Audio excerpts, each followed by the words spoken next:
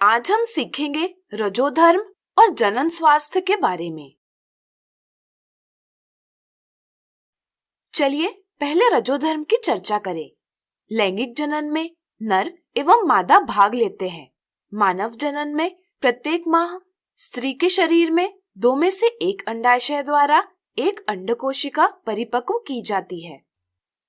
अंडवाहिका में शुक्राणु और अंडकोशिका का संलयन यानी फ्यूजन होता है, जिससे एक निषेचित अंड यानी फर्टिलाइज्ड एग उत्पन्न होता है, जिसे युग्मनज यानी जाइगोट कहते हैं। इसका गर्भाशय की भित्ति पर अंतररोपण होता है। इसलिए गर्भाशय भी प्रति माह निषेचित अंड की स्थापना के लिए तैयारी करता है। इसकी अंतःभित्ति मांसल एवं स्पॉन्जी हो जाती है ताकि भ्रूण को पोषण प्राप्त हो सके। लेकिन निषेचन न होने की स्थिति में अंडकोशिका केवल 1 दिन जीवित रह सकती है। इसलिए निषेचन न होने पर इस नई परत की आवश्यकता नहीं रहती।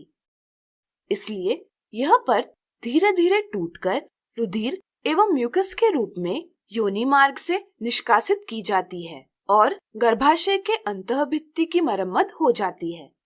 यह संपूर्ण क्रिया लगभग 2 से 8 दिनों में पूर्ण हो जाती है तथा लगभग प्रत्येक माह दोहराई जाती है। इस क्रिया को रजोधर्म या ऋतुस्राव यानी मेंस्ट्रुएशन कहते हैं। यह क्रिया हार्मोन द्वारा नियंत्रित की जाती है। रजोधर्म का चक्र यौवनारंभ से शुरू होता है तथा 45 से 55 की आयु तक जारी रहता है। गर्भधारणा होने पर इसे रोक दिया जाता है। रजोधर्म के दौरान स्त्री को काफी वेदनाएं होती है। अत्यधिक मात्रा में रक्तस्राव होने के कारण कमजोरी भी आ जाती है। इस काल अवधि में स्त्री को संसर्ग होने की अधिक संभावना होती है। इसलिए इस काल अवधि में स्त्री को आराम और व्यक्तिगत स्वच्छता आवश्यक होती है। अब चलिए जानते हैं जनन स्वास्थ्य यानी रिप्रोडक्टिव हेल्थ क्या है। जनन स्वास्थ्य का तात्पर्य जनन के उन सभी पहलुओं जैसे शारीरिक, भावनात्मक, व्यवहारिक तथा सामाजिक स्वास्थ्य से है।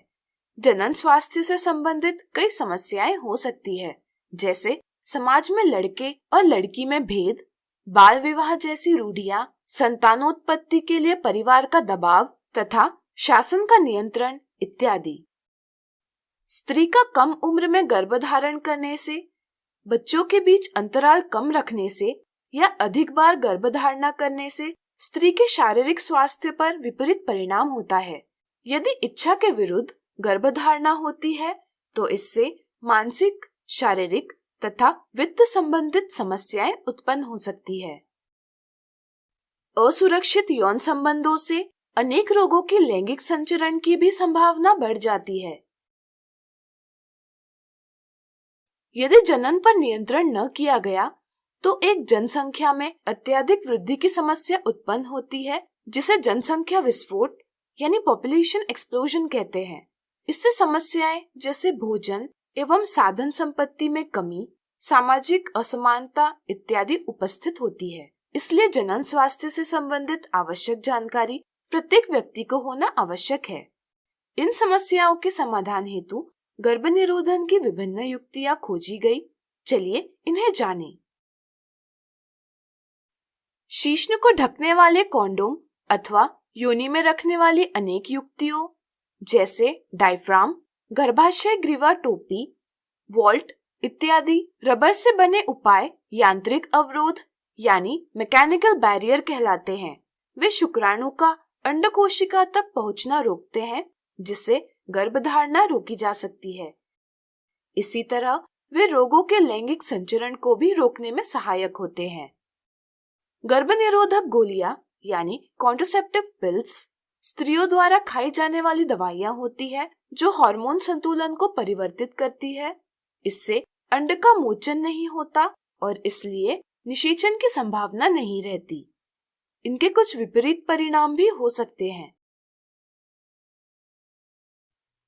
अंतःगर्भाशयी युक्ति यानी इंट्रायूटेराइन कॉन्ट्रासेप्टिव डिवाइस IUCD अनुभवी डॉक्टरों या नर्सों द्वारा अंतःगर्भाशय युक्तियां जैसे लूप, कॉपर्टी इत्यादि गर्भाशय में लगाई जाती है। ये शुक्राणु की गतिशीलता तथा उनकी निषेचन क्षमता को कम करती है। उन व्यक्तियों के लिए जिन्हें आगे गर्भावस्था नहीं चाहिए, शल्यक्रिया विधियां यानी सर्जिकल मेथड्स उपयोगी है। इन विधियों में शल्यक्रिया द्वारा पुरुष की शुक्रवाहिका को अवरुद्ध करके शुक्राणुओं का स्थानांतरण रोका जाता है। इस तकनीक को वासेक्टोमी कहा जाता है।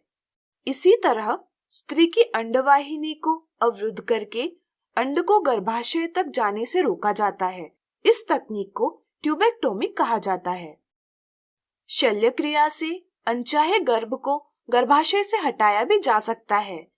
इसे गर्भपात कहते हैं। समाज में पुरुष और स्त्री में भेद होने के कारण कुछ लोग भ्रूण का लिंग परीक्षण करके मादा गर्भ का चयनात्मक गर्भपात यानी सेक्स सिलेक्टिव अबॉर्शन करते हैं। यह गैर कानूनी है। इससे हमारे देश में शिशु लिंग अनुपात यानी चाइल्ड सेक्स रेशियो तीव्रता से घट रहा है। एक स्वस्थ समाज के लिए हमें नर मादा लिंग अनुपात बनाए रखना आवश्यक है।